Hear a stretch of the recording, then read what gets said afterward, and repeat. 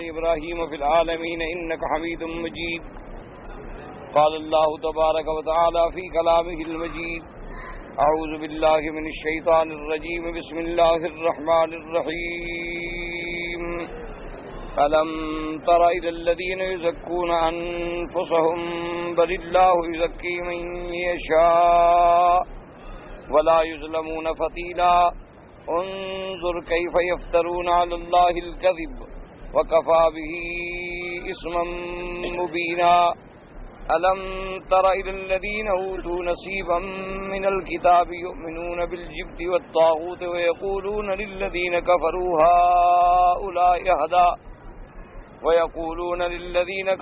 هؤلاء أهدى من الذين آمنوا سبيلا. أولئك الذين لعنهم الله ومن يلعن الله فلن تجد له نصيرا.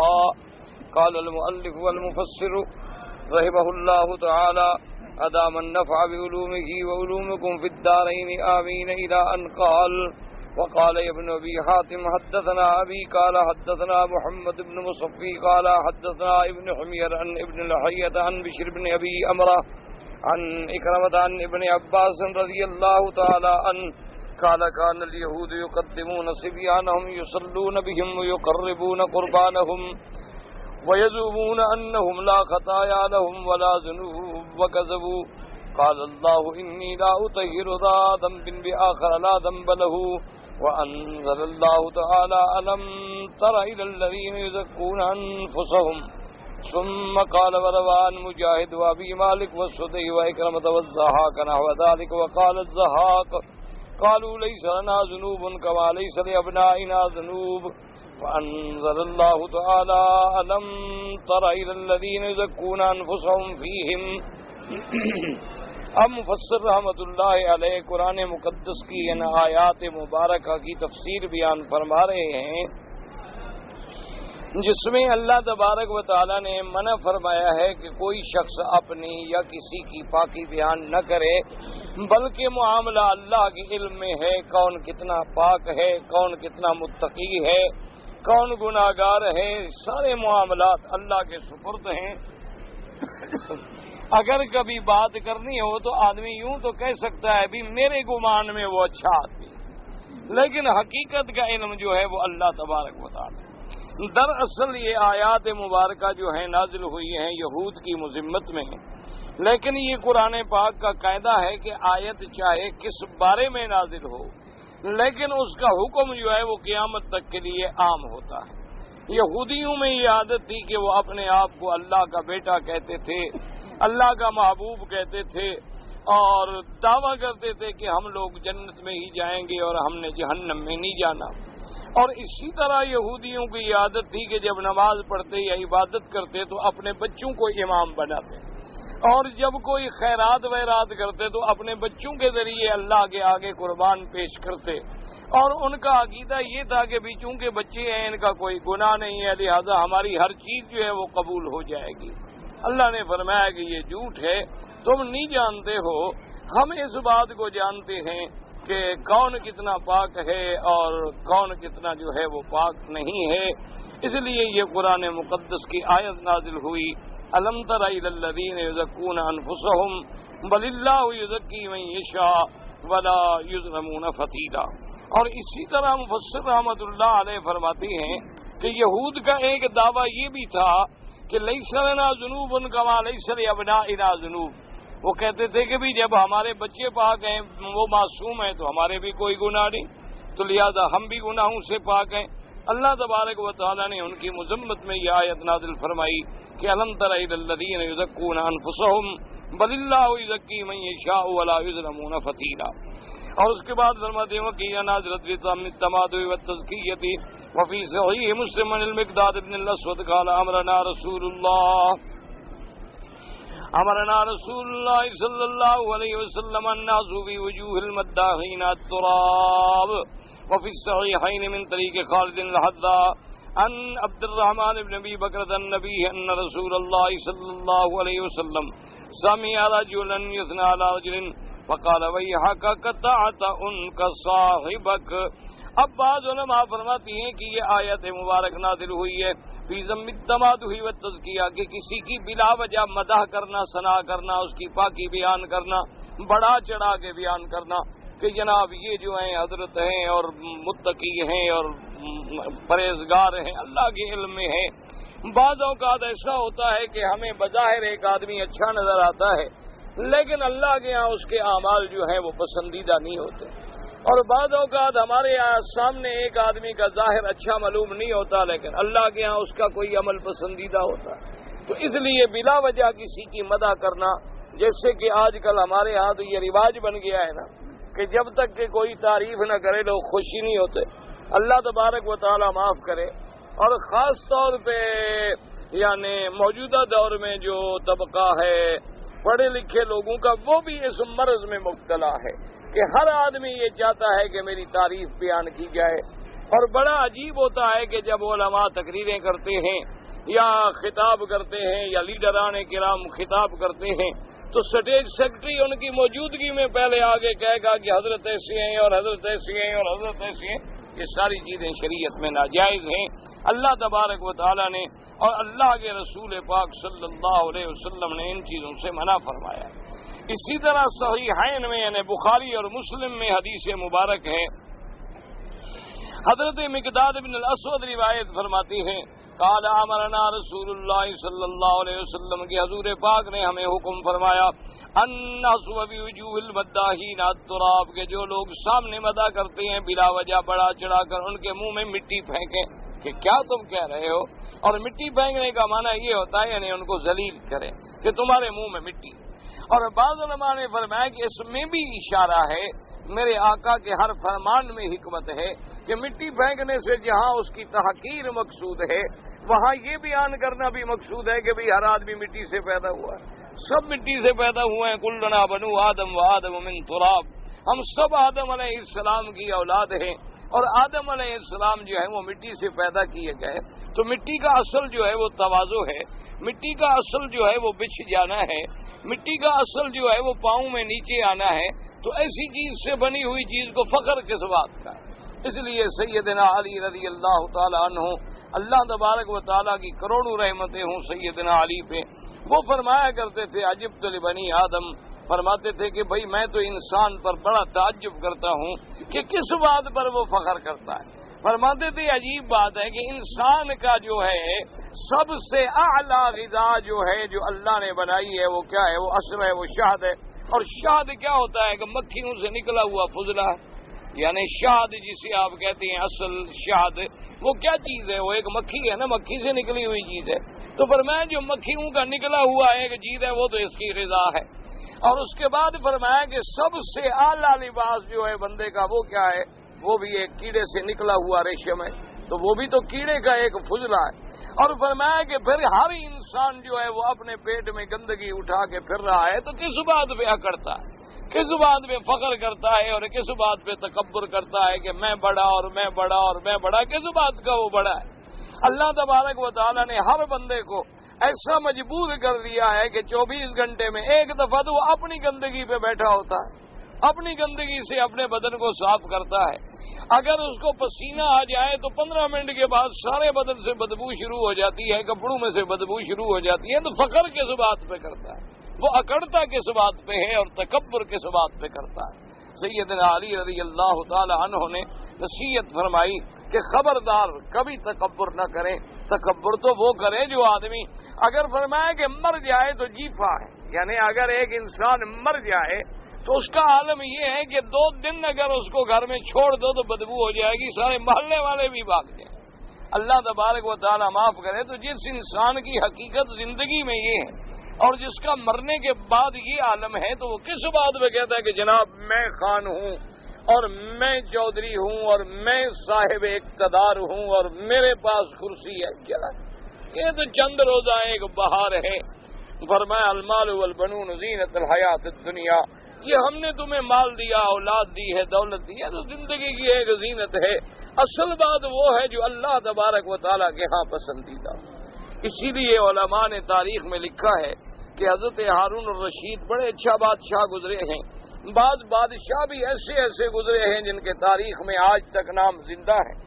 تو ان کا ایک بیٹا جو تھا وہ اللہ والا تھا، یعنی اولاد تو کافی تھی ماشاءاللہ، لیکن ایک بیٹا بالکل اللہ والوں سے تعلق، اللہ والوں کے ساتھ اٹھنا بیٹھنا، ہر وقت عبادت، نماز، تلاوت، ذکر اللہ، سادہ لباس. تو بادشاہ کو بڑا محسوس ہوتا، اور ان کے وزراء جو ہیں وہ بھی بڑا بادشاہ سے کہتے کہ جناب اس بیٹے کی وجہ سے آپ کی عزت و عظمت پہ بڑا حرف آتا ہے کہ دیکھیں نا کہ بادشاہ کا بیٹا ہے اور ایسے گندے سادے کپڑے پہنے ہوئے آ جاتا ہے مجلس میں، تو یہ اچھی بات نہیں.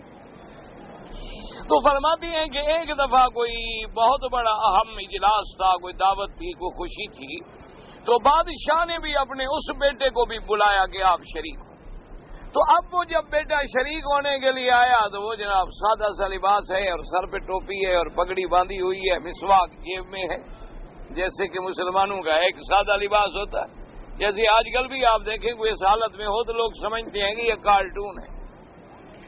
آج بھی اگر کوئی آدمی اس دور میں صحیح معنوں میں یعنی اسلامی لباس کے مطابق ہو کہ پنڈلیوں تک اس کی شلوار ہو اور اس کے بعد جناب جیب میں مسواک ہو، سر پہ جناب چھوٹی سی ٹوپی اور پگڑی باندھی ہوئی ہو، تو لوگ سمجھتے ہیں دیکھو یار یہ تو کوئی 1400 سال پرانا کارٹون نظر آ رہا ہے ہمیں. کیونکہ آج کل تو عزت کا لباس یہ ہے کہ وہ 3 پیس سوٹ میں ہو، وہ بالکل دور سے انگریز نظر آئے، اگر 100% یہودی نظر نہ آئے تو کم از کم 90% تو نظر آئے، پھر لوگ سمجھتے ہیں کہ یہ معزز آدمی ہے، دیکھو پڑھا لکھا آدمی ہے.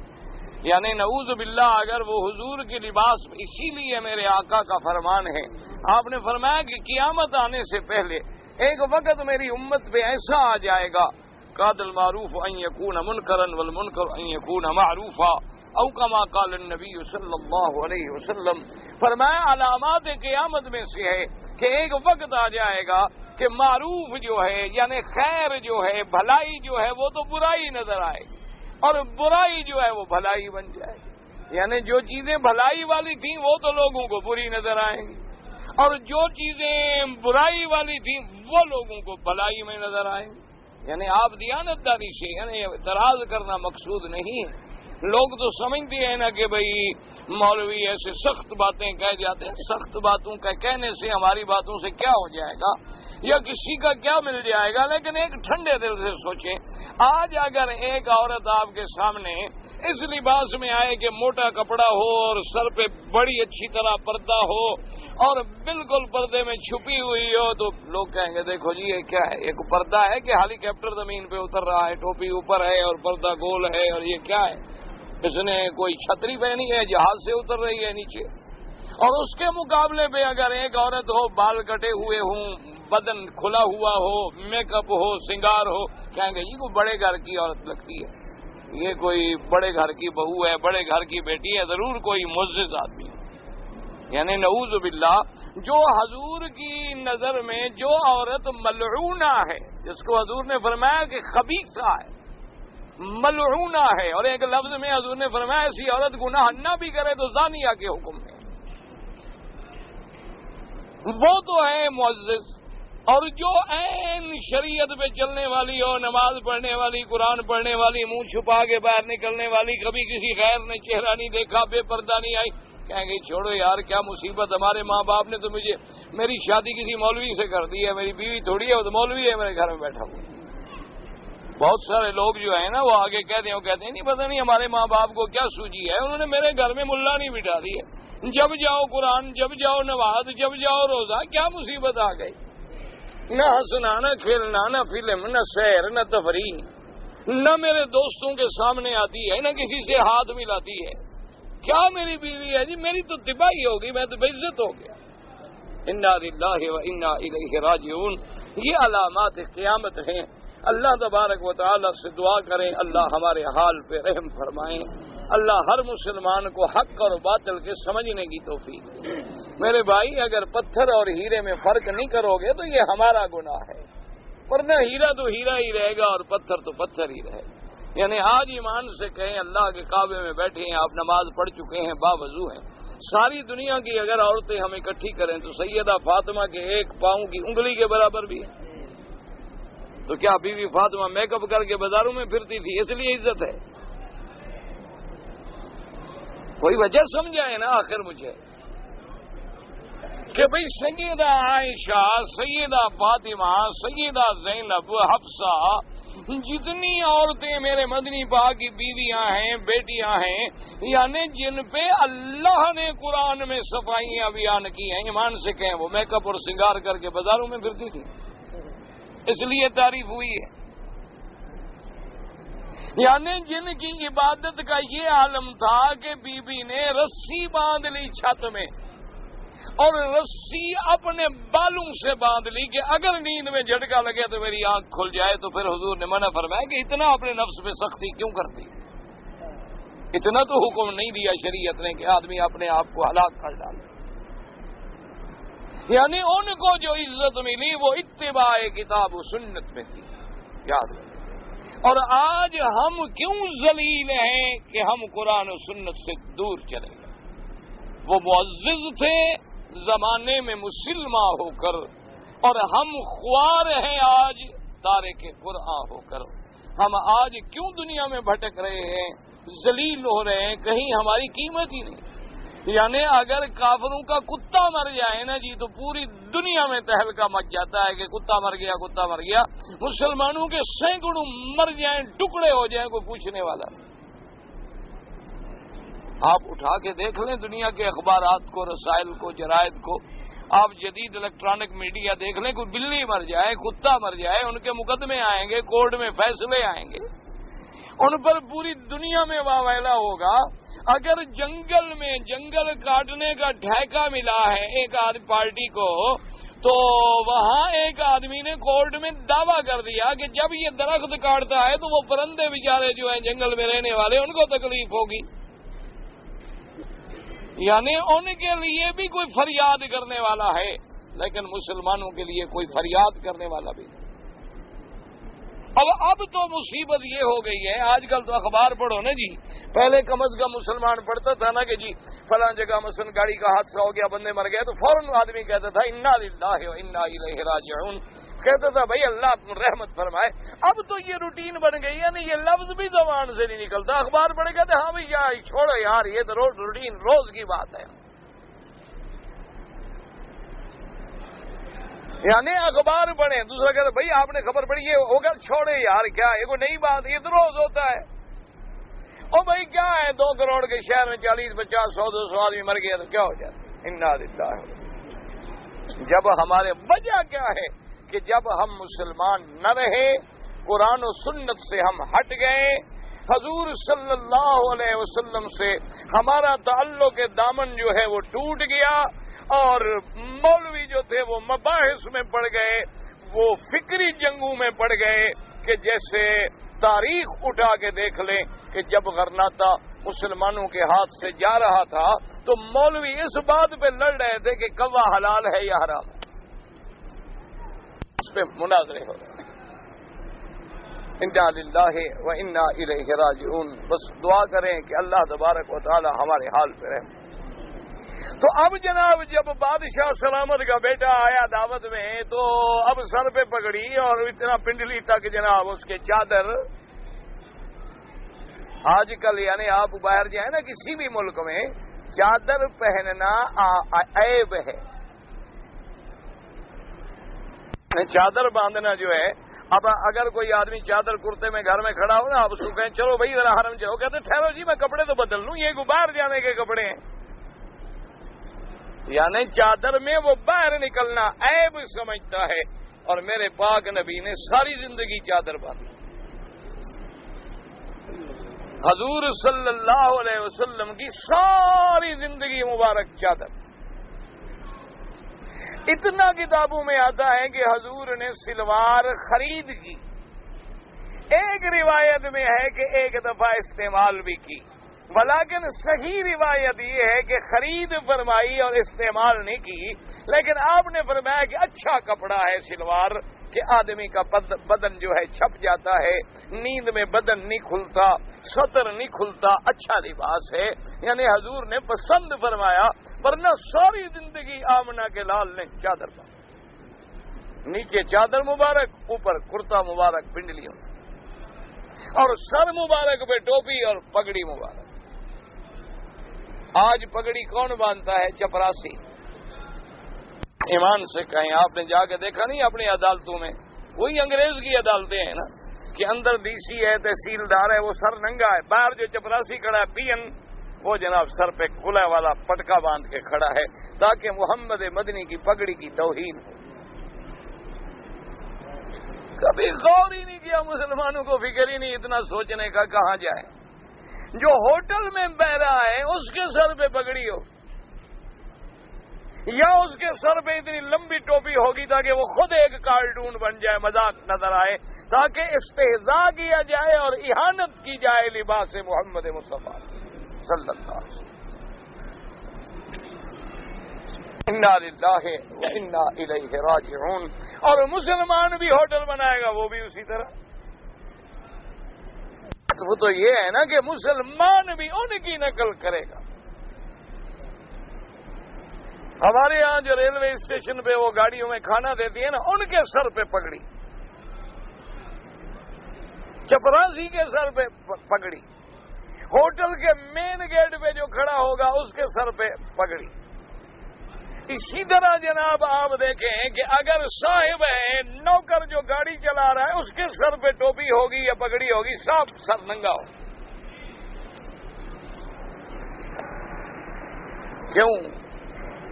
وجہ کیا تھی؟ انگریز نے تمہارے نس نس میں زہر بھرا ہے حضرت محمد مصطفیٰ کے خلاف صلی اللہ علیہ وسلم۔ اللہ کے نبی نے فرمایا کہ دائیں ہاتھ سے کھاؤ، انگریز نے کہا نہیں، بائیں ہاتھ میں کانٹا پکڑو۔ حضور مدنی نے فرمایا انگلیوں سے کھاؤ، اس نے کہا نہیں، چمچوں سے کھاؤ۔ حضور پاک نے فرمایا ایک بڑے برتن میں کھانا رکھ کے ارد گرد بیٹھ جاؤ، سب اسی سے کھاؤ۔ اس نے کہا نہیں، ہر آدمی ہندو کی طرح اپنی پلیٹ پکڑے، ایک کمو ادھر ہو ایک کمو ادھر ہو۔ حضور نے فرمایا ٹیک لگا کے نہ کھاؤ۔ اس نے کہا نہیں جناب، باقاعدہ ڈائننگ ٹیبل لگاؤ، کرسیاں لگاؤ، اور عام کرسی جو ہے وہ ذرا ایزی ہو، اور یہ جو ہے بالکل سیدھی ہو تاکہ ضرور پیٹھ لگے، تاکہ حضور کی مخالفت ہو۔ حضور نے فرمایا کہ بیٹھ کے پانی پیو، اس نے کہا نہیں، کھڑے ہو کے پیو۔ ایک ایک بات مجھے بتائیں، ایک ایک بات۔ اور ایسا ہمارے نس میں، ہمارے یعنی خون کے اندر کافر نے ایسی تہذیب بھر دی ہے کہ ہر گھر میں الا قلیل من عبادی الشکور۔ حضور نے فرمایا دیواروں پہ پردے نہ لگاؤ، اور ہر گھر میں پردہ ہے۔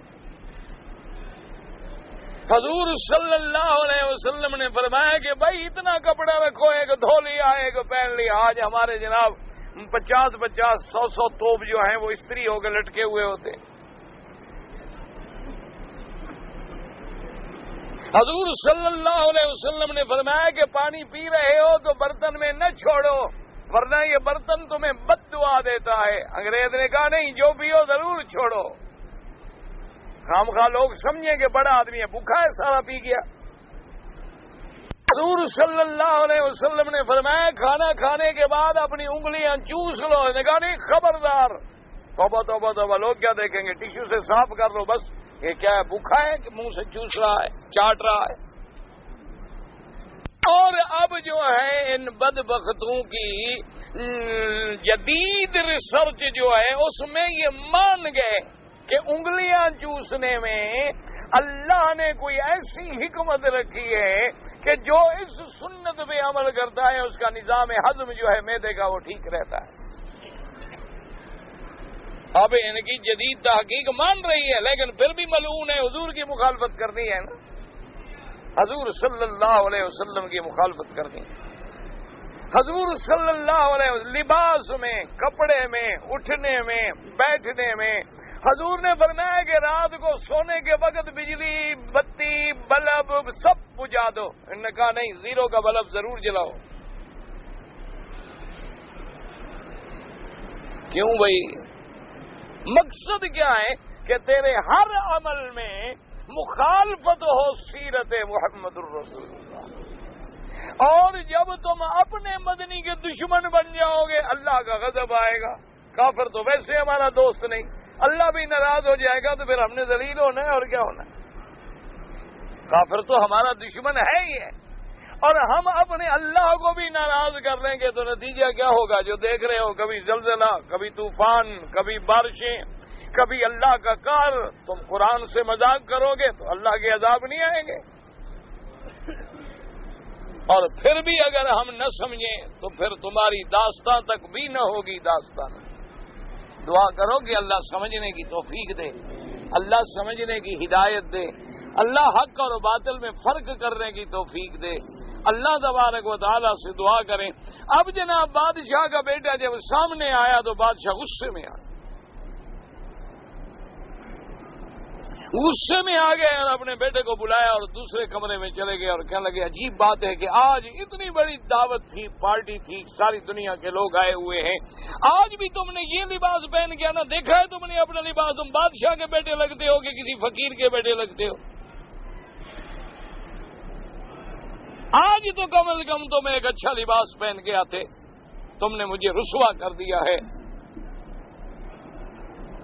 تو بیٹے نے وہی عرض کیا، اس نے کہا ابا جان، میرا ملنا جلنا، اٹھنا بیٹھنا، پہننا کھانا پینا آپ کے نزدیک جو ہے وہ ہے رسوائی کا باعث، اور میں جب آپ کا اٹھنا بیٹھنا چلنا پھرنا دیکھتا ہوں کہ میرے مدنی کے خلاف ہے تو میں روتا رہتا ہوں۔ آپ کو میں نے تو لوگوں میں رسوا کیا، آپ نے تو مجھے محمد مدنی کے سامنے رسوا کر دیا ہے۔ اس لیے بہتر یہ ہوگا مجھے اجازت دیں میں دور چلا جاؤں تاکہ آپ میری وجہ سے رسوا نہ ہوں۔ بادشاہ غصے میں جانے گا، چلو نکل جاؤ۔ تو وہ ملک چھوڑ کے چلے گئے اور زندگی کا معمول کیا بنا لیا تھا کہ مزدوری کرتے تھے، اور مزدوری بھی کیا کرتے تھے؟ مٹی گارا بنا کے اینٹیں لگاتے تھے، درخان کا کام کرتے تھے۔ ہفتے میں ایک دن مزدوری کرتے تھے اور 7 دن اسی پہ گزارا کرتے تھے، جو مل گیا 7 دن کھایا، پھر ایک دن نوکری کر لی، مزدوری کر لی، اور باقی 6 دن جو ہے وہ اللہ کی عبادت میں یا قرآن میں یا تلاوت میں یا ذکر اللہ میں یا نماز میں۔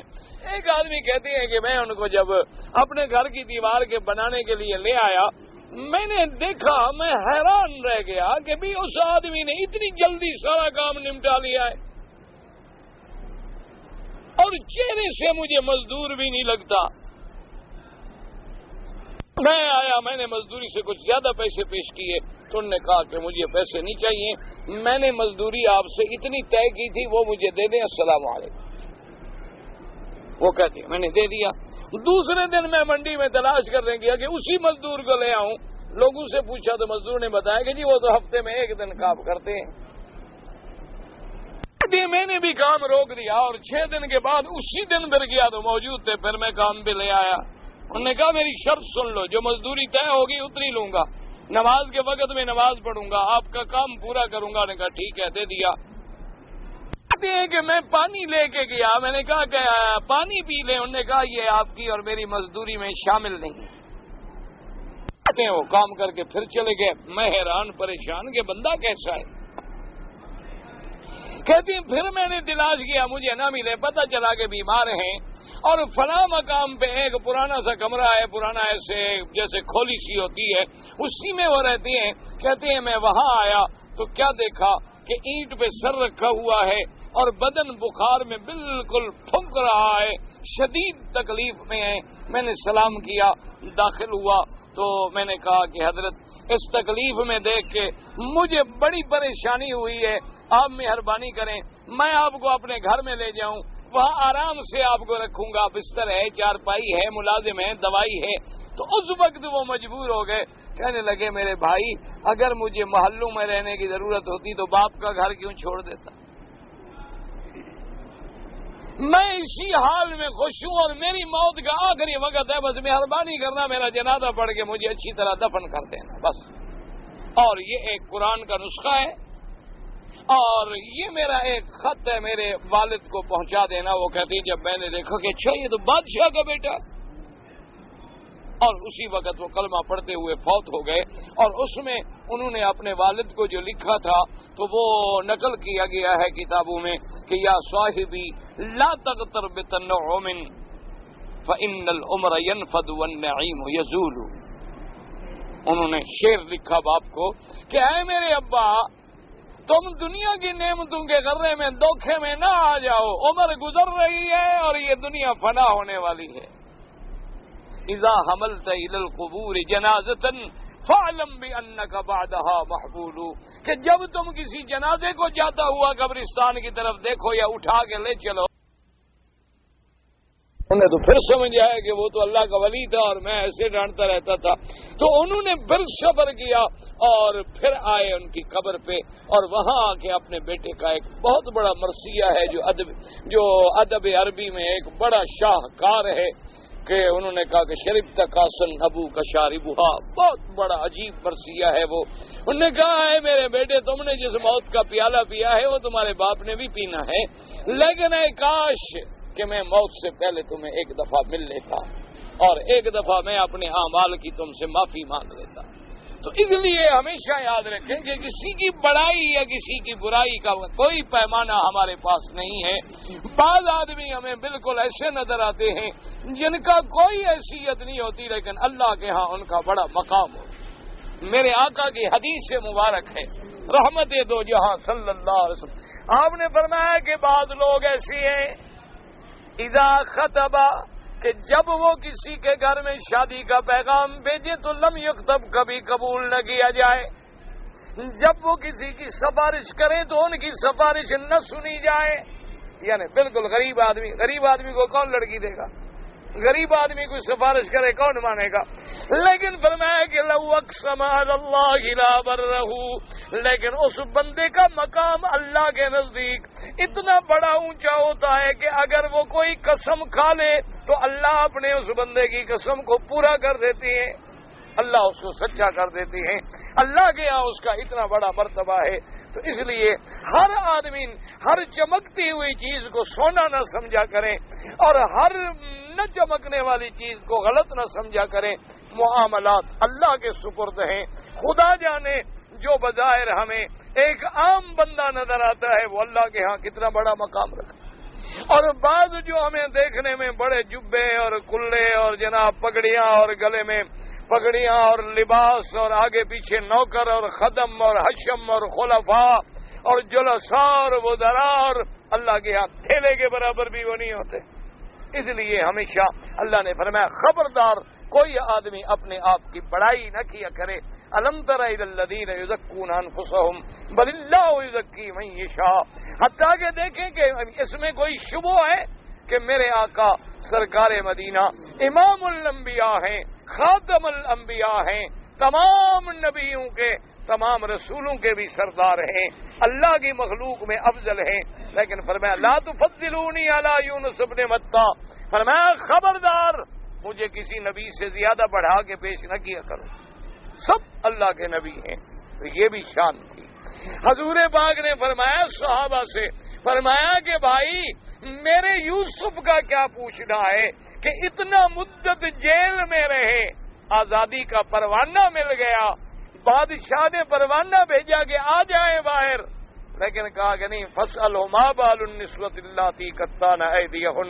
یوسف علیہ السلام نے کہا کہ نہیں میں باہر نہیں آتا جیل سے، پہلے ان عورتوں کو بلا کے تحقیق کرو جنہوں نے ہاتھ کاٹے تھے اور مجھ پہ الزام لگایا تھا، پہلے میری عزت کا فیصلہ کرو پھر میں باہر نکلوں گا. حضور نے فرمایا لو کنت مکانہ لعجبت، اگر میں جیل میں ہوتا مجھے پروانہ ملتا تو شاید میں صبر نہ کرتا، میں تو جلدی جلدی بھی باہر آ جاتا. لیکن یوسف کا کمال، یعنی حضور یوسف کو بڑھا رہے ہیں، حالانکہ حضور تو یوسف سے کروڑ درجے افضل ہیں. صلی اللہ علیہ وعلا آلہ واصحابہ وسلم تسلیما کثیرا کثیرا. حضور صلی اللہ علیہ وعلا آلہ واصحابہ وسلم، یعنی آپ اندازہ فرمائیں کہ اس سے بڑی کیا شان ہوگی کہ صحابہ سے جب پوچھا گیا تو انہوں نے فرمایا کان اقلہم تکلفا، صحابہ نے کہا مدنی کی شان کیا پوچھتے ہو، وہ تو ہمارے ساتھ بے تکلف ہو کے کٹھے آگے بیٹھتے تھے، ہمارے ساتھ ایک ہی سفرے پہ کھانا کھاتے، اور کبھی کبھی اپنا وجود مبارک ہمارے بدن پہ رکھ لیتے، حضور صلی اللہ علیہ وسلم کبھی ہمارے ساتھ کھجور میں شریک ہوتے اور کبھی ہمارے ساتھ مزاح فرما لیتے۔ ایک صحابی کھڑے ہیں، حضور آئے، اس کی آنکھوں پہ ہاتھ رکھ لیا، پیچھے سے کھڑے ہو کے ہاتھ رکھ لیا، فرمایا کہ بتاؤ میں کون ہوں؟ اس نے کہا حضور مجھے پتہ نہیں لگ رہا آپ کون ہیں، پتہ نہیں لگ رہا آپ کون ہیں، اور ایسے لگتا بھی جا رہا ہے۔ 2-4-5 منٹ کے بعد کیا لگا حضور آپ ہیں؟ تو انہوں نے کہا تو کیا ہے بھائی؟ انہوں نے کہا حضور میں چاہتا تھا میرا بدن آپ سے لگ جائے، ورنہ آپ کے ہاتھ نہ پہچانتا تھا، میں تو صرف یہ چاہتا تھا کہ میرے ہاتھ جو ہیں وہ آپ سے لگ جائیں، میرا بدن جو ہے وہ آپ سے لگ جائے۔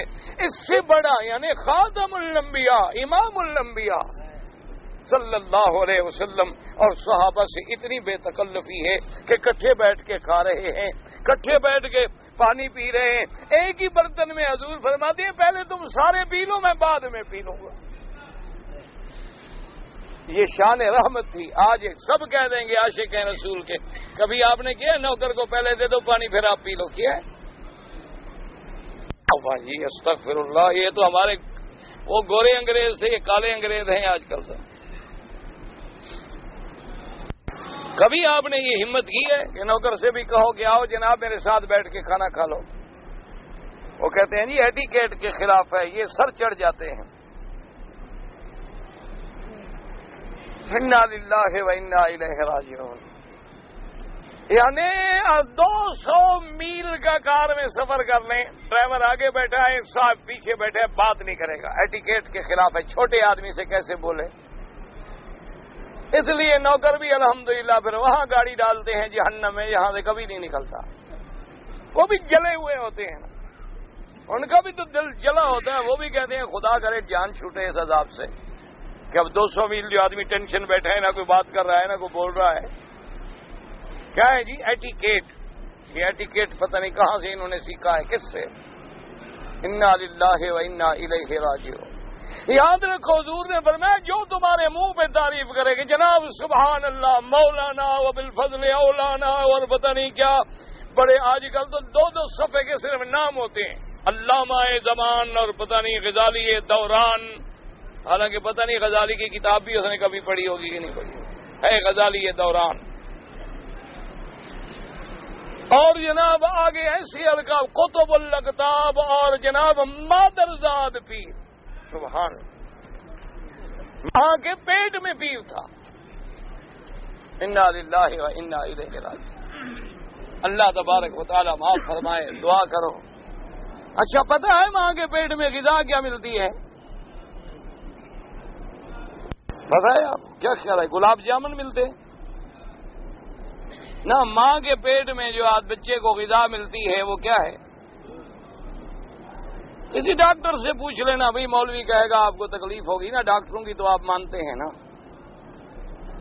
کسی ڈاکٹر سے پوچھ لینا کہ جب بچہ ماں کے پیٹ میں ہو اس کو جو غذا ملتی ہے وہ کیا ہوتی ہے؟ یہ جو عورت کو حیض آتا ہے جب عمل ٹھہر جائے تو حیض آتا ہے یا بند ہو جاتا ہے؟ خون کہاں جاتا ہے پھر؟ وہ حضرت آپ کی غذا ہے، تو پھر اکڑنے کا کیا مطلب؟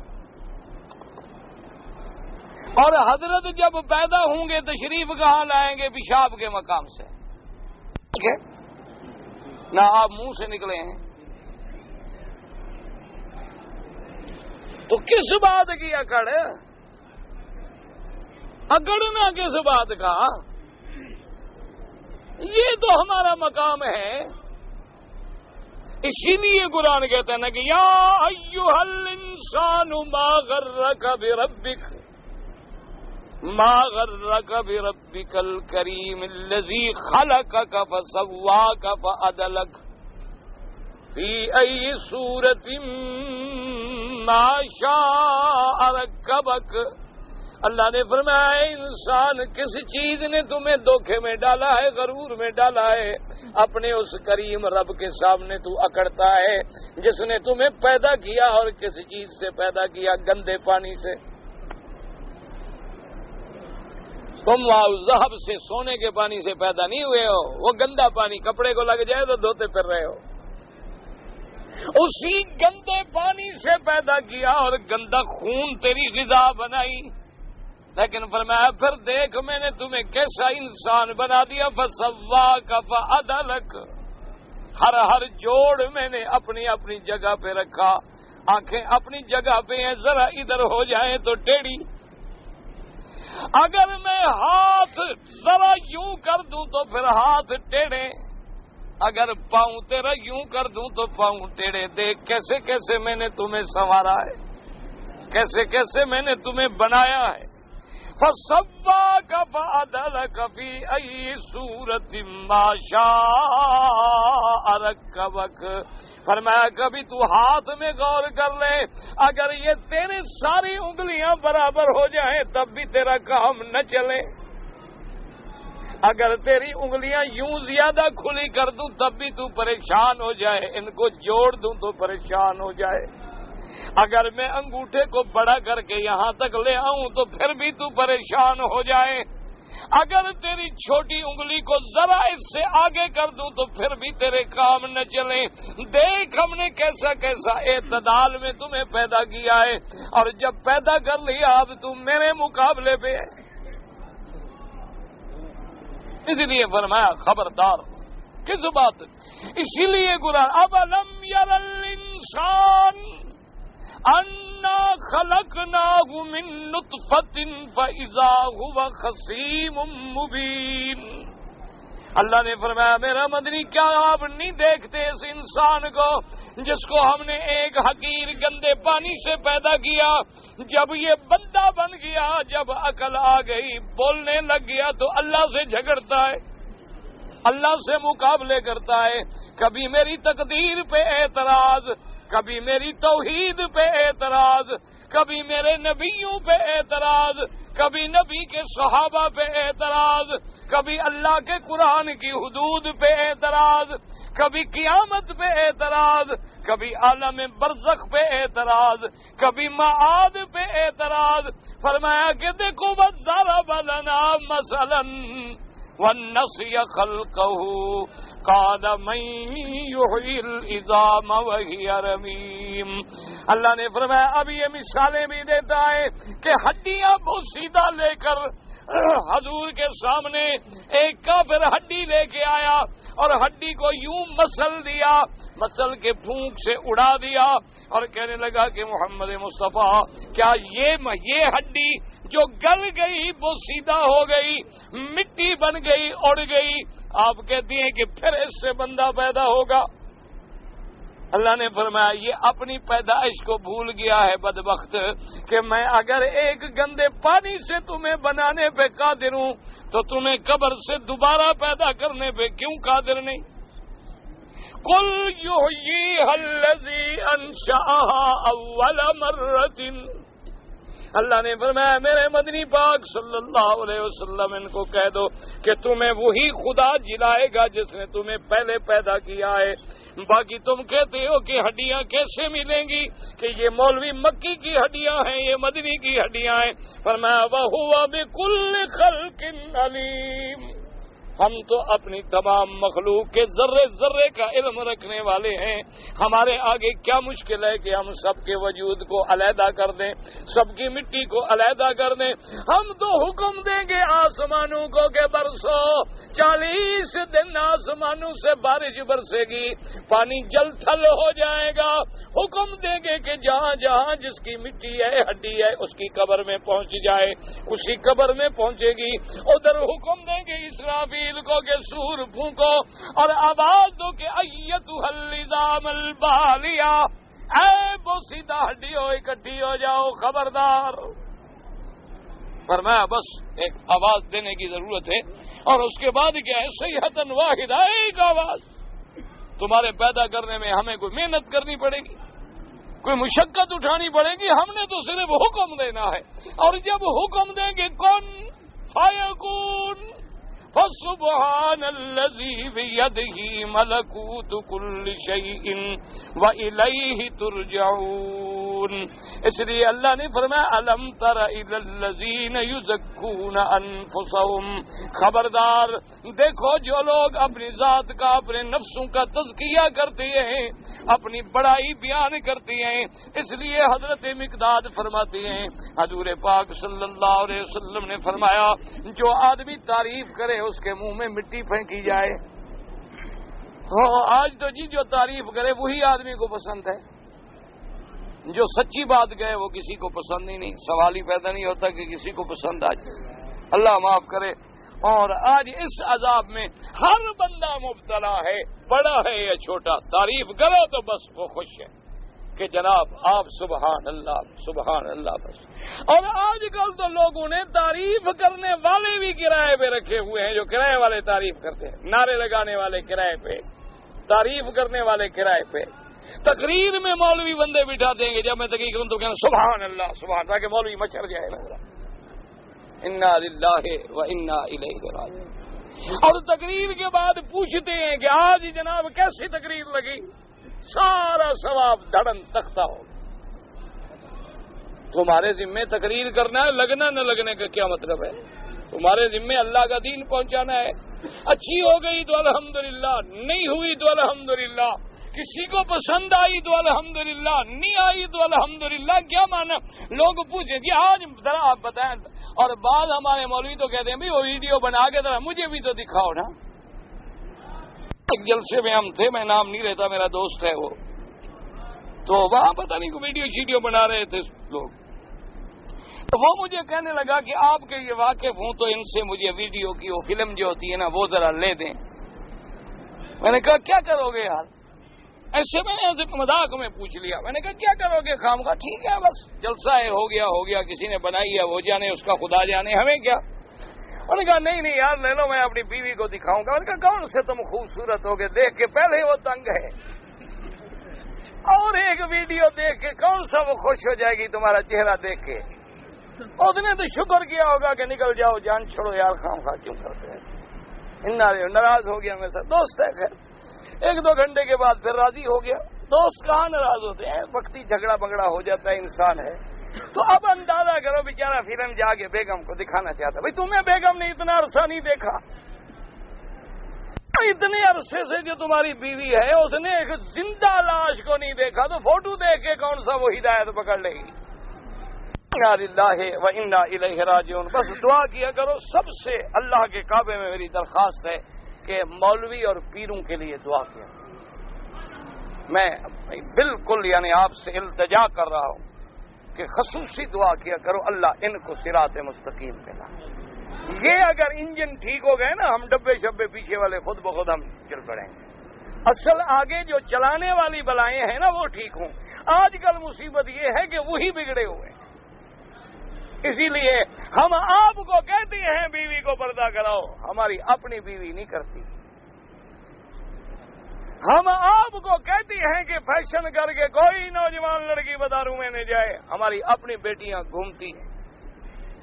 ہم آپ کو کہتے ہیں کہ فلم نہ دیکھا کرو، مولوی خود ماشاءاللہ اینک لگا کے غور سے دیکھتے ہیں۔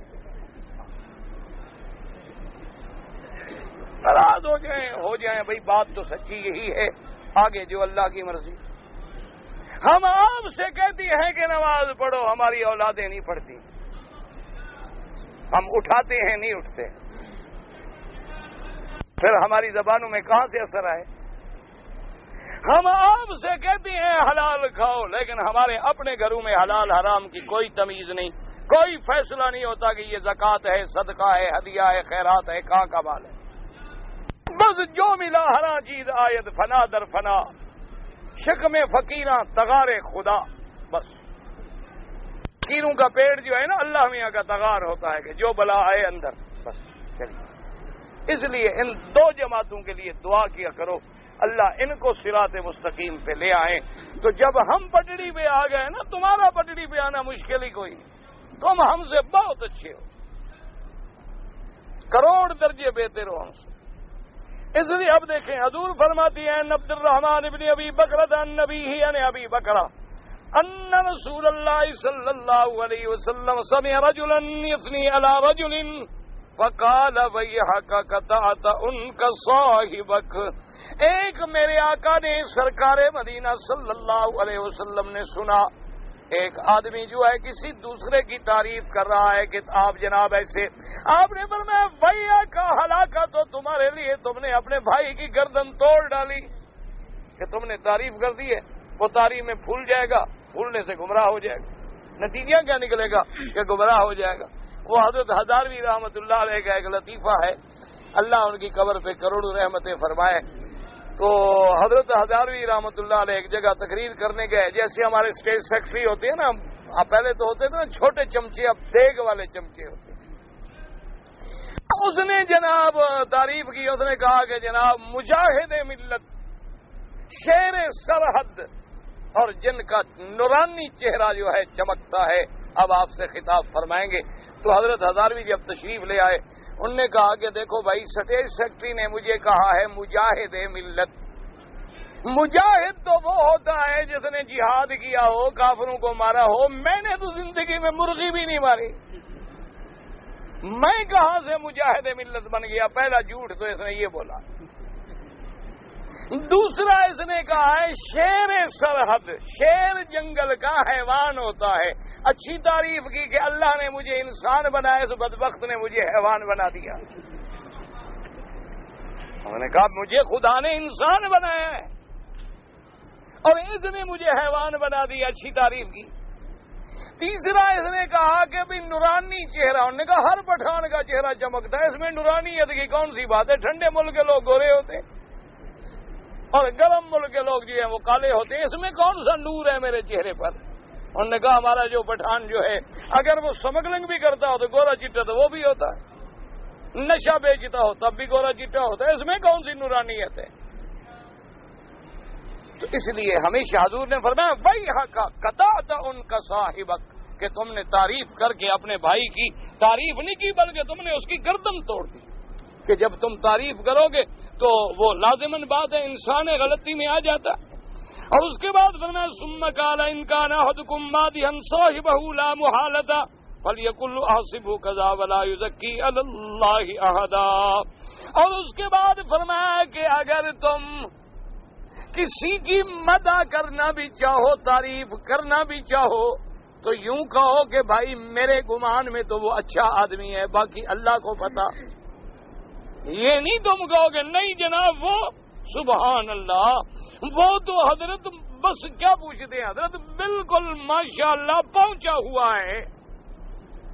یہ تعریفیں کرنا جو ہے حرام ہے شریعت. حضرت حذیفہ بن الیمان صاحب سر رسول اللہ صلی اللہ علیہ وسلم، یہ وہ صحابی ہیں جو میرے مدنی سرکار کے رازدار ہیں. حضور پاک نے ان کو کچھ منافقوں کے نام بتائے تھے اور فرمایا کسی کو نہ بتانا. ایک دفعہ حضرت عمر، یہ ایمان ہے، اتنے پریشان ہے، حضرت حذیفہ کو پکڑ لیا اور کہنے لگے حذیفہ بات یہ ہے کہ حضور نے آپ کو کچھ نام بتائے تھے، میں نام تو نہیں پوچھتا لیکن اتنا تو بتا دو کہ کیا خدا نہ کرے میرا نام تو نہیں ہے ان میں. حضرت حذیفہ نے فرمایا کہ لا ولا ازکی بعدک احدا ابدا. فرمایا عمر اللہ معاف کرے تیرا نام ان میں کیسے آ سکتا ہے، لیکن فرمایا پھر آج کے بعد میں نے تیری صفائی تو دے دی اور کسی کی نہیں دوں گا، کیونکہ صفائی منع.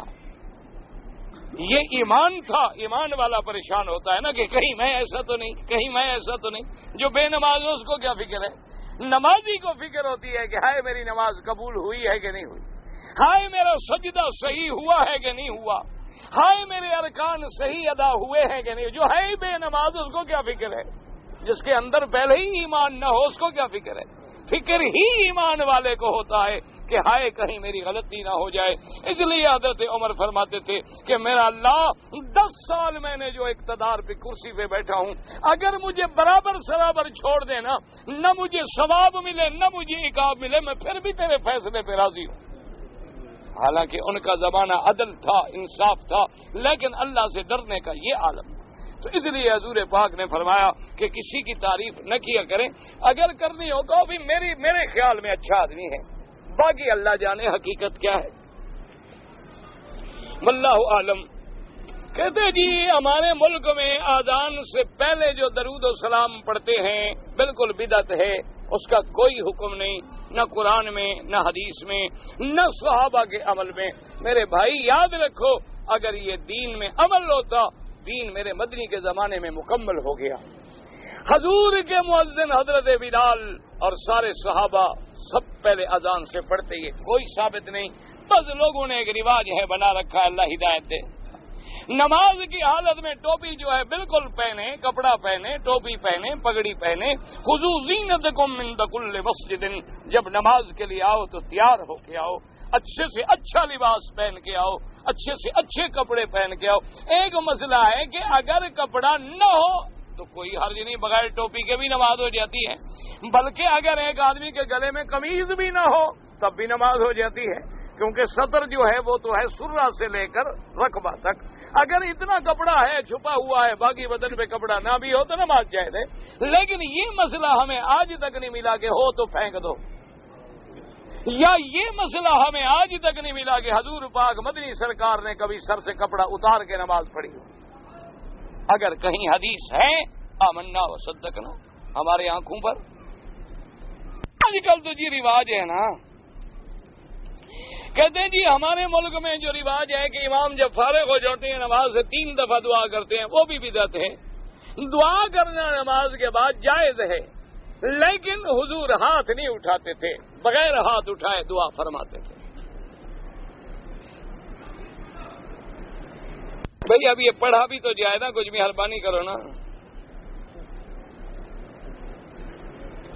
ہمارے گاؤں میں پیری فقیری بڑی زوروں پہ ہے، بڑی اچھا کام ہے ماشاء، بڑا بہترین بزنس ہے ویسے، نہ ٹیکس لگتی ہے، نہ کوئی سیل ٹیکس ہے، نہ انکم ٹیکس ہے، نہ کوئی ویلتھ ٹیکس ہے، نہ ڈیتھ ٹیکس ہے، بہترین کاروبار ہے۔ کہیں اکیلے قبر دیکھو، درخت بڑا ہو، چھاؤں چھاؤں، 2-3 میٹر کپڑا لے کے ڈال کے بس 4 دن چپ کر کے بیٹھے رہو، یوں کر کے جو آئے بولے بولو نہیں، بس چوتھے دن کام شروع۔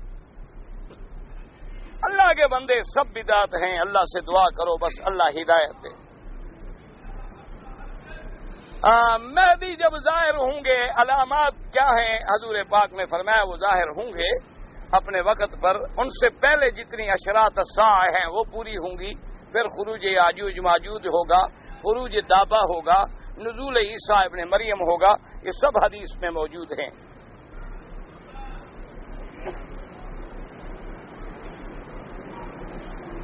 جبل نور کے پہاڑ پر جو درختوں کی شاخوں سے باندھتے ہیں، گرا لگاتے ہیں، بدعت ہے۔ اگر ہم بیت اللہ میں کسی کو تبلیغ کی دعوت دیں اور وہ برا سمجھے، اللہ ہدایت دے، تبلیغ تو انبیاء کا طریقہ ہے بھائی۔ اب دیکھیں نا، اتنا جو لکھے پڑھا بھی تو جائے نا۔ وہ نور جو لوگوں سے بات کریں گے وہ کہاں سے نکلیں گے؟ مجھے تو نہیں پتا کون سا نور نکلے گا اور بات کرے گا۔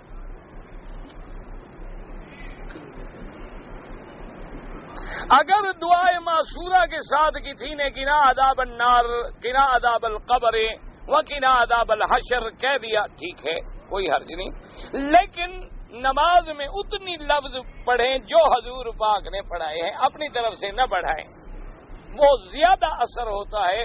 جو لفظ میرے مدنی پاک کی زبان سے نکلیں، اس جیسے لفظ کہاں سے ہم ڈھونڈ سکتے ہیں؟ اپنی طرف سے نہ بڑھائیں، اتنا رکھیں، اور آگے پیچھے جب دعا کریں تو کوئی حرج نہیں۔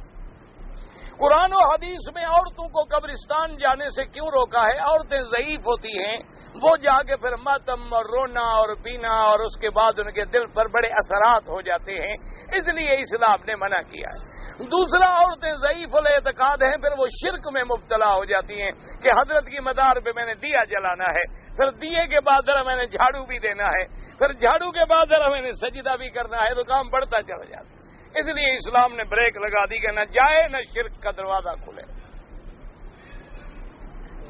میں پاکستان سے آیا ہوں، میرا ارادہ تھا عمرہ کروں گا، کئی عمرے حج کی سعادت حاصل کر چکا، پاکستان سے آیا، دل میں ارادہ تھا کہ میں پتہ نہیں مکہ آؤں گا اور عمرہ کے، بہرحال تم احرام باندھ کے نہیں آئے، دم ادا کرو، عمرہ بھی قضا کرو۔ ایک دوست ہیں جو بڑے تاجر ہیں، آپ کے درس کو سن کر وہ پھر دین کی تعلیم میں مدرسوں میں داخل ہو گئے، پڑھ رہے ہیں، دعا کہ اللہ سب کو ہدایت دے، لیکن یہ بھی منع نہیں کہ وہ تجارت بھی سنت ہے، وہ بھی کرتے رہیں اور